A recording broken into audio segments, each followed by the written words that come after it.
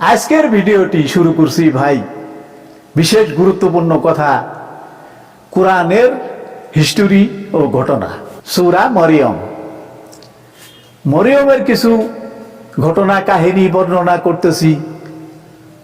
দয়া করে সবাই মন দিয়ে শুনবেন, আর কেউ গন্ডগোল করেন না। তো মরিয়মের পিতার নাম হলো ইমরান, মার নাম হলো হান্নান।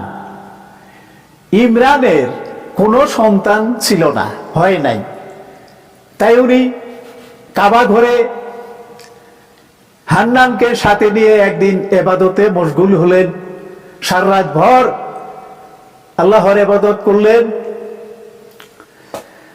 আল্লাহর কাছে মুনাজাত করলেন, হে প্রভু, তুমি যদি আমাদেরকে একটি সন্তান দাও, তাহলে এই সন্তানটি আমি কাবা ঘরের খাদেম বানিয়ে দেব, আমার নিজের সংসারের জন্য ব্যবহার করব না।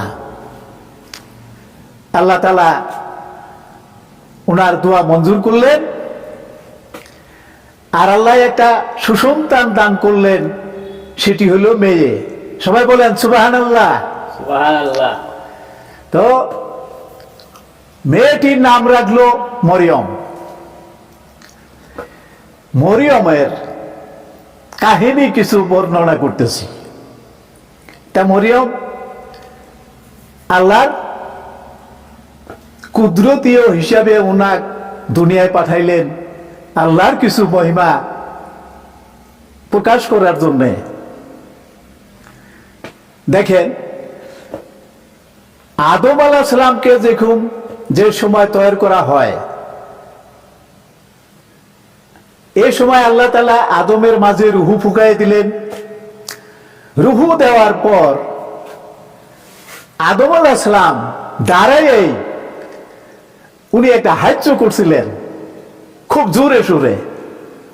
আর এই হাস্যর সাথে ওনার শরীরে থেকে কিবা একটা বস্তু বের হয়ে জমিনে পড়লো। আর আল্লাহ তাআলা জিবরাইলকে বললো, হে জিবরাইল, এই বস্তুটাকে নিয়ে আমার আরশে রেখে দাও, এটিকে দিয়ে কাম আছে। যাই হোক, মরিয়মের এখানে আসলাম। মরিয়ম যখন জন্ম নিল, বিবি হান্নানে মরিয়মকে 6 মাস পাললো, দুধ পান করাই। 6 মাস পরে ইমরান নিয়ে, ইমরানের একজন ভাইরা ছিল জাকারিয়া নাম। ইমরানে কাবা ঘরের খাদেম ছিল। মরিয়ম যখন জন্মিল, ওনার মনের আশা কল্পনা পুরা হয়ে গেল। তাই উনি এই খাদেম ওনার ভাইরাকে বানায় দিলেন। ভাইরাকে খাদেম বানায় দেওয়ার পর এই 6 মাসের বাচ্চা মরিয়মকে নিয়ে ওনার ভাইরা জাকারিয়ার কাছে পৌঁছায় দিলেন আর বললেন, এটি আমি আল্লাহর কাছে মানত করেছিলাম, আল্লাহ আমার মানতটা পুরা করেছে। এই মরিয়মকে তুমি লালন পালন করো, আর সাবালক হওয়ার পর একে কাবা ঘরের খাদেম বানায় দাও বলে আসলো। জাকারিয়া রহমতুল্লাহ আলাইহি উনি প্রত্যেক দিন সকালে একবার দুধ পান করায় নিয়ে গেছেন, সন্ধ্যায় একবার দুধ পান করায় নিয়েছেন, প্রত্যেক দিন 2 বার করে। এভাবে 2 বছর উনি কষ্ট করে এই সন্তানকে লালন পালন করলেন। তারপর 2 বছর পর উনি কিছু আহার খাওয়া শিখলো। বহু ধরনের আহার খেয়ে উনি কাবা ঘরে থাকে, আল্লাহর ইবাদত বন্দেগী করে। তো 12 বছর যখন বয়স হইল মরিয়মের, তখন উনাকে ওই কাবা ঘরে থাকার জন্য একটি কোঠা বানায় দেওয়া হইল কাবা ঘরের ভিতরে। তো ওখানে থাকে, আল্লাহর ইবাদত বন্দেগী করে। তো যখন 15 বছর বয়স হয়ে গেল, তখন মেয়ে মানুষের শরীরে যে আল্লাহর তরফ থেকে একটা দানীয় বস্তু আসে, সেটি হলো ঋতুজারি। মরিয়মের ঋতুজারি হলো। ঋতুজারি হওয়ার পর উনি এই গোসল করে পরিশুদ্ধ হবার জন্য কাবা ঘরের দক্ষিণ পাশে একটি পুকুরি ছিল, সে পুকুরিতে গোসল করতে গেলেন। যাওয়ার সময় কাবা ঘরের ওনার রুমের যেটা দরজা সেটিতে তালা লাগাই দিলেন, কাবা ঘরের যেটা মেন দরজা সেখানেও তালা লাগাই দিলেন, কাবা ঘরের বারান্দায় একটা দরজা আছে সেখানেও তালা লাগাই দিলেন। তিনটি তালা লাগাইয়ে উনি গোসল করতে গেলেন। গোসল করে শেষ করে কাপড় পরিধান করে উনি কাবা ঘরে আবার চলে আসতেছেন। বারান্দায় যেটা দরজা ছিল, এই ঘরে যে তালা দিছিলেন সে তালাটা খুললেন উনি, খুলে ভিতরে ঢুকলেন। ঢোকার পর দেখলেন কাবা ঘরের দরজার সম্মুখে বৃহৎ আকারের সুশ্রী একটি সুন্দর যুবক পুরুষ দাঁড়িয়ে আছে। মরিয়ম অবাক হয়ে গেল, কে এই পুরুষ? আমি জীবনে দেখি নাই, কেন আসলো?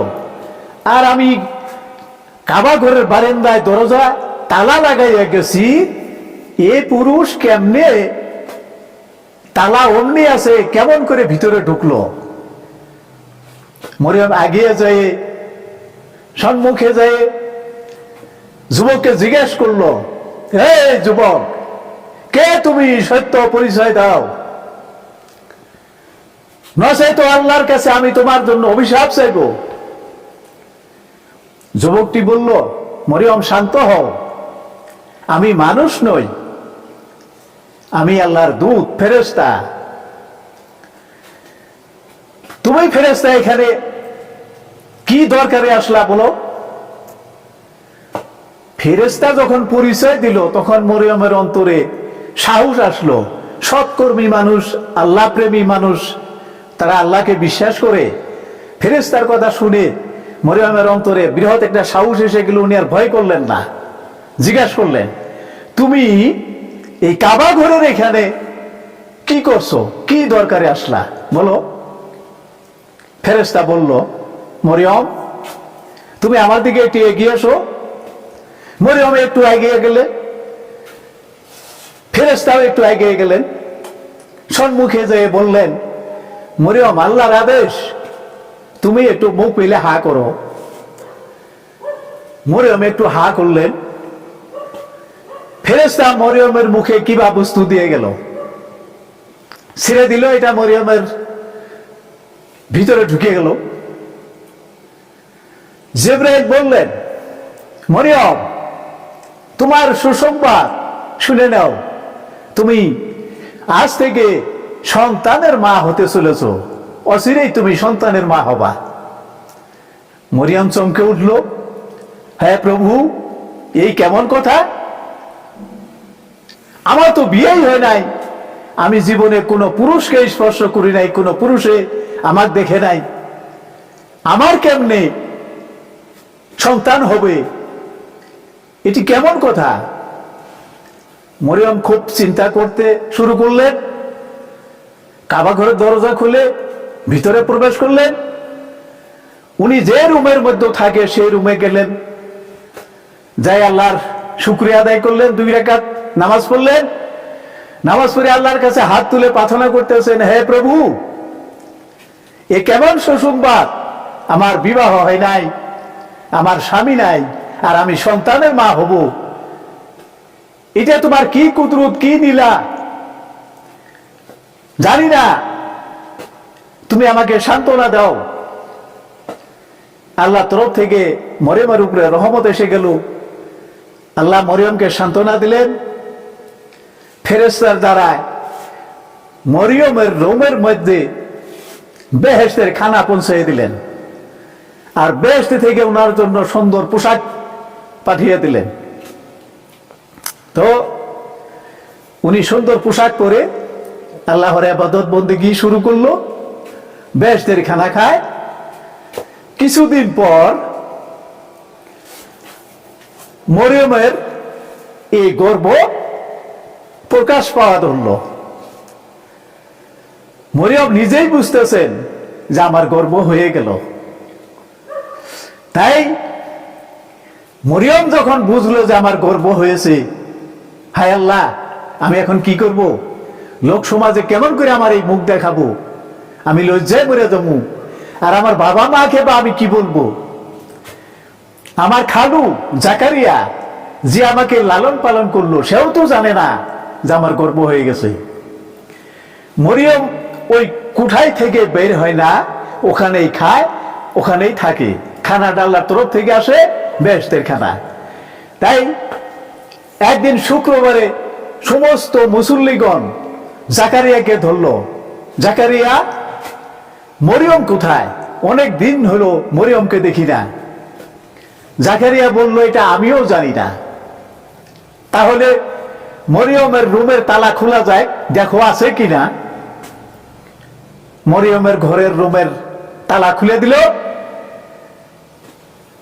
দেখলো সবাই মরিয়মের গর্ব হয়েছে। তাই সবাই জাকারিয়াকে ধরল। মরিয়মের বিবাহ শাদী হনে এই গর্ব কেমন করে হলো? জাকারিয়া বলতেছে, আমি জানি না। মরিয়মকে জিজ্ঞেস করলো, মরিয়ম বলে না। কেমন করে গর্বটা হইলো এটা মরিয়ম কারো কাছে প্রকাশ করতেছে না। জাকারিয়া জানে না। তাহলে জাকারিয়া খাদেম আর মরিয়ম ওই ঘরের ভিতরে থাকে, ইনারাই দুইজন, আর কোনো মানুষ নাই তাতে। তাহলে সমস্ত মানুষে জাকারিয়ার উপরে সন্দেহ করলো যে তুমি এই কাম করেছো, তুমি লালন পালন করছো, তুমি বড় করেছো, এই ঘরের মধ্যে তুমি থাকো আর সে থাকে, তাহলে তুমি করছো এই কাম। জাকারিয়া বলল, না, আমি করি নাই। তুমি না করলে তো হবে না, এই কাম তুমিই করছাও। সমস্ত মানুষ খেপে যায়, রাগের বশবর্তীতে জাকারিয়াকে মারবে বলে সবাই এগিয়ে গেল। জাকারিয়া কাবা ঘরে থেকে বের হয়ে দৌড় দিল। দৌড় দিয়া বহু দূর যায়, পিছনে ফিরে সে দেখলো মানুষ দলে দলে উনার পিছনে আসতেছে, উনাকে ধরবে, মারবে।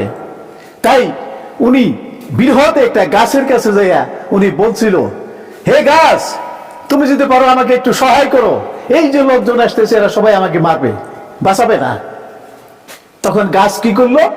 গাছটা ফাড়ি দিয়া জাকারিয়াকে বললো, এসো ভিতরে এসো।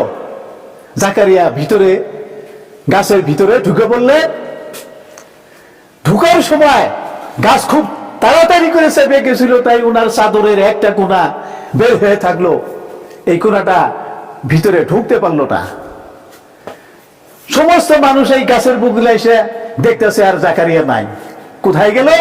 সবাই সন্দেহ করলো যে এই গাছের ভিতরে উনি ঢুকেছে। দেখলো অবশেষে একজনে লক্ষ্য করে যে ওই গাছের গোড়ায় জাকারিয়ার শরীরের ওই চাদর দেখা যাচ্ছে। তাই সবাই বলল যে এই গাছের ভিতরে জাকারিয়া আছে। তো সমস্ত মানুষ এই গাছ পাহারা দেওয়া ধরলো। শয়তান এসে যুক্তি দিল, কত পাহারা দিবা?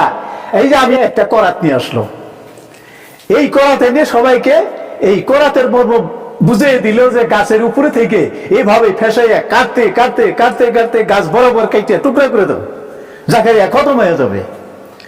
তো তাই করলো, গাছের উপর মাথা থেকে ওইভাবে করাত দিয়ে কাটতে কাটতে কাটতে কাটতে তামাম গাছ কেটে দিল। যখন জাকারিয়ার মাথার উপরে এসে করাত লাগলো, তখন জাকারিয়া বলছিল, হে প্রভু, তুমি আমাকে বাঁচাও, সহায় করো। আল্লাহ বললো, হে জাকারিয়া, মনে আছে তুই যখন ওই গাছের কাছে গেলি, আমার কাছে সহায় চাইলি না, গাছের কাছে সহায় চাইলি। গাছে তো সহায় করলো, এবার বাস গাছে বাঁচাবো, তো আমার কেনটা খস। যাই হোক বন্ধুগণ, ভিডিওটি লম্বা হয়ে যাচ্ছে, তো শর্টকাটে শেষ দিচ্ছি। তো জাকারিয়া ওখানে খতম হয়ে গেল। সমস্ত মানুষ কাবা ঘরে ফিরে এসে মরিয়মের উপরে হামলা চালাইল। মরিয়ম কাবা ঘর ছেড়ে দিয়ে জঙ্গলে চলে গেল।